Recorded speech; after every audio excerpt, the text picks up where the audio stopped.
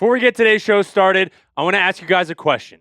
Where is your favorite place to watch a Bucs game? Is it at a restaurant? Is it at a bar? Is it at your house? I saw somebody say they like watching their games in the pool. That's so Florida. I love that. Mine would have to be when I lived in Tampa. A sneaky one is Yard House, or just at my house because I got to stress over it. Let's get today's show started.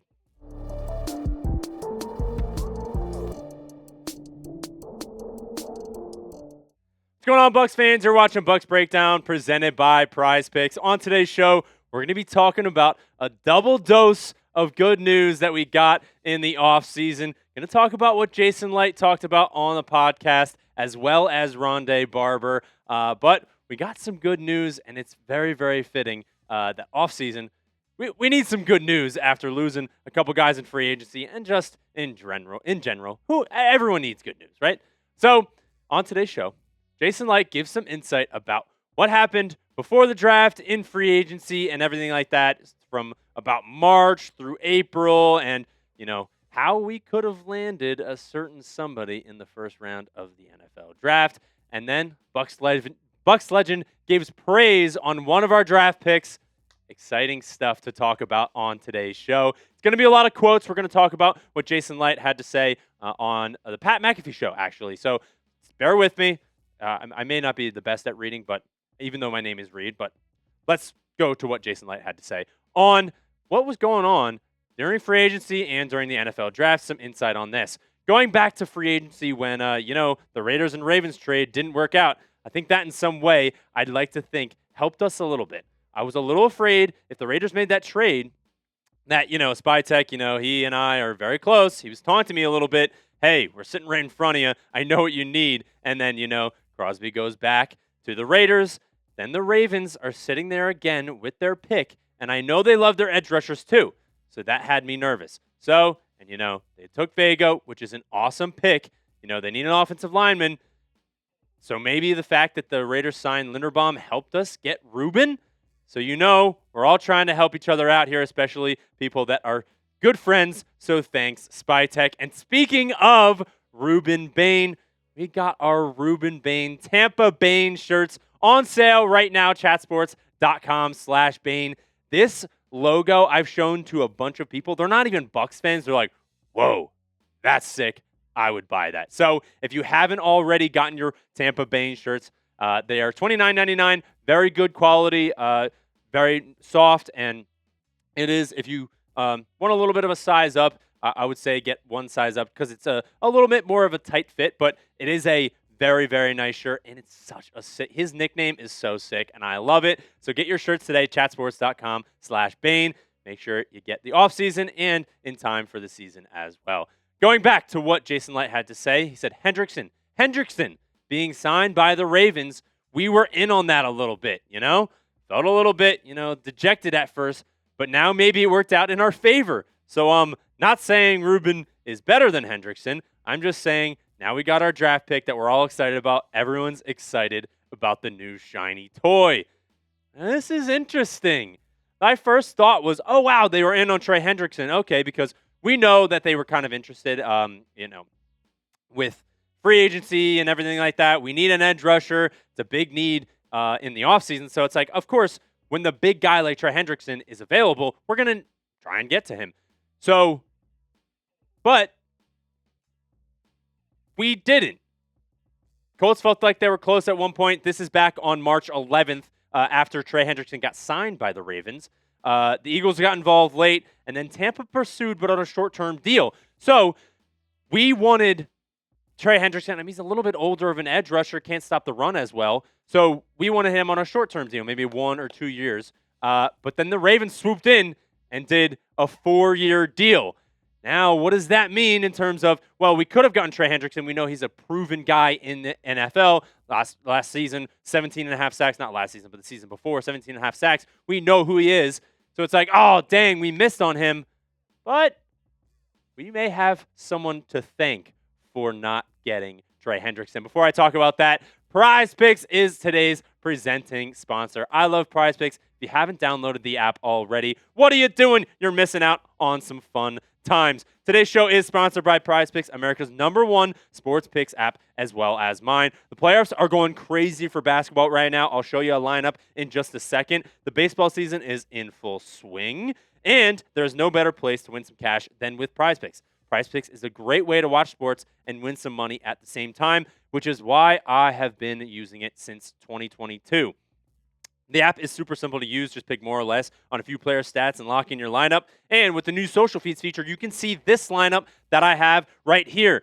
Now, the playoff basketball scene is insane right now. The Sixers not doing so hot. The Cavs and the Pistons are playing tonight. So we've got Cade Cunningham, the more on 21.5 field goals attempted. I love the attempted because I get to watch the game and you don't have to make it. Just shoot it. Just keep shooting it. Just keep shooting it. So I love that. And then James Harden, I've got the more on 6.5 assists. He's been trying to dish it out more lately, so I have that. And then I have a stack, which is cool because you can pick the same player and pick more, at least two for him, for Chet Holmgren. 9.5 rebounds. I have the more on that. That's a demon pick, so that brings the multiplier up a little bit, maybe to win some more money. And I have more than 2 dunks. So he's going to be down there anyways. He's like 7. He's over 7 feet tall. He's going to be there. Might as well just tap it in after you get a rebound. So if you want to fade my picks, if you want to tail them, just do it on PrizePicks. Like I said, the social feeds feature, you can go search my name up, Reed Barkus, and you can see that lineup that I have for tonight. And if you're a new user and you're like, Reed, I don't know what I'm doing, we have an offer for you. Download the PrizePicks app today with the link in the comments and the description. Use code HMA. You get $50 in lineups after you play your first $5 lineup. One more time, that's code HMA to get $50 in lineups after you play your first $5 lineup. PrizePicks, it's good to be right. Now, on part of my take, we know that Schefter said Hendrickson wanted to play in Tampa. So both sides were interested. So it's interesting to think about how we could have landed Trey Hendrickson if he was agreeing to a shorter deal, but that's not the case. And honestly, to his credit, he's getting a little bit older. This is probably going to be the last deal that he gets that is worth a ton of money. So he wanted a longer deal. Jason Licht said, I'm out. But this is what Adam Schefter said on part of my take. He said, I think that Hendrickson would love to be in Tampa. I think he would love to be in Tampa. He loves Point Verde. I don't think the Jaguars have the requisite cap room for him. Tampa would be a great fit. I think in a perfect world, Trey would like to stay in Florida. No state income tax. We love that. But he's also open to going to a best possible situation, which ended up being the Baltimore Ravens.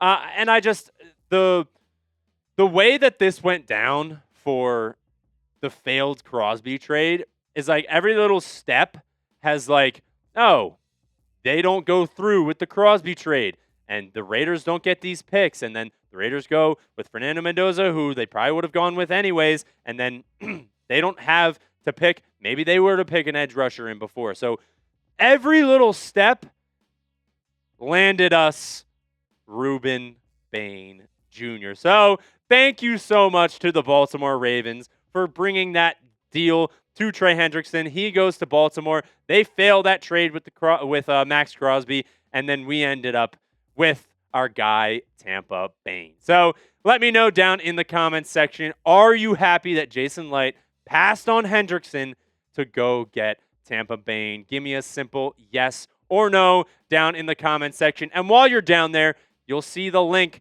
to our Tampa Bain shirts. I want to tell you one more time because I don't want you guys to miss out on getting these shirts because we've already got a ton of people getting them. And if you guys see anything online about Ruben Bain, everyone's talking about Tampa Bain, and he's got his signature signature sack celebration or tackle celebration. So don't miss out. Chatsports.com/Bain. All right, our second topic that we're going to take, the second dose of good news.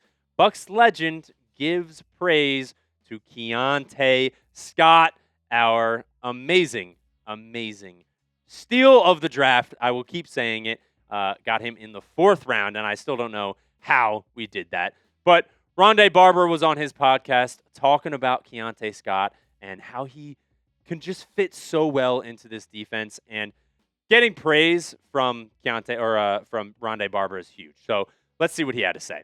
He's a total Todd Bowles type nickel back, and that's exactly who he should be, Ronde Barber said. I know for a fact that Todd Bowles likes Keionte Scott's body type and production from a safety spot to play the nickel just because of the way they like to play the run and the way they like to blitz this player. This dude was agent 0 at Miami. That's probably why he wore number 0. This guy did everything. Blitz, tackle for loss. Tackle for loss. He was a cover guy of sorts. I don't know that we could have found a better player to kind of do everything for us in the draft. This is absolutely huge praise from a guy like Ronde Barber, who basically developed this position of nickelback, because Ronde Barber is the classic. He's the king of doing everything. He was fast, explosive, very smart, and could play anywhere in that defense and would cause mayhem. And I think that's exactly what Keionte Scott can do. So getting praise from a guy who basically created the position that you play is absolutely huge. And it is good news for Tampa Bay fans. Now, we know Keionte Scott is a playmaker. He's all around the ball, and that was what you're looking for in the draft. That's what everyone in the Bucs front office was looking for. Guys that, with that mentality, they love the game of football, love to be out on the field and play with their guys. So it's like, 7 PBUs, 2 interceptions, 5 sacks, 13 TFLs. Looks pretty similar to a guy like Ronde Barber. His career stats, almost 1,300 tackles, 88 tackles for loss, 28 sacks, 197 pass breakups to 47 interceptions and 14 touchdowns. It is like the nickel position is so important today in today's NFL that Keionte Scott fits this position perfectly. And Ronde Barber, the guy who basically created the position, believes that as well. That is insane for us to hear, and it is so exciting because you get him in the 4th round at the value on Keionte Scott. I'm calling it right now. He's going to be a fan favorite by the end of the season, probably in the middle of the season. Him, Ruben Bain, Alex Anzalone, Yaya Diaby, they're all going to be captains of this defense and star players of this defense. I'll call it right now.